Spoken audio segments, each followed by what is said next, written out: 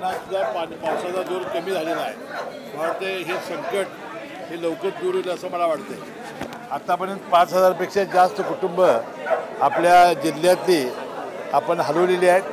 त्यामध्ये जवळजवळ 504 लोक आपल्या इचलकरंजी शहरातील इथं स्थलांतरित केलेले आहेत. आम्ही पाहणी केली आता या निवारा केंद्रामध्ये, तर अतिशय जेवणाची वगैरे सगळी व्यवस्था चांगली आहे. जनावरंसुद्धा काहीतरी 60 आहेत, त्यांची चाऱ्याची व्यवस्था आपण केलेली आहे.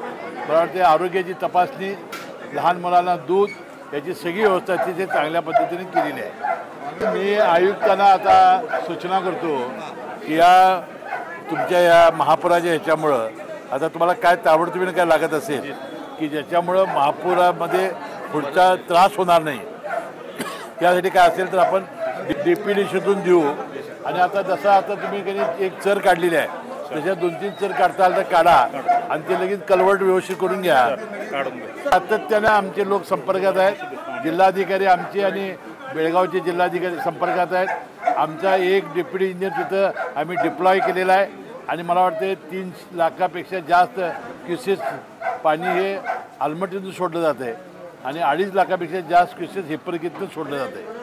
अशाच नवनवीन अपडेट्ससाठी डिजिटल कोल्हापूर चॅनेलला सबस्क्राईब करायला विसरू नका. आमच्या फेसबुक, इन्स्टालाही नक्की फॉलो करा.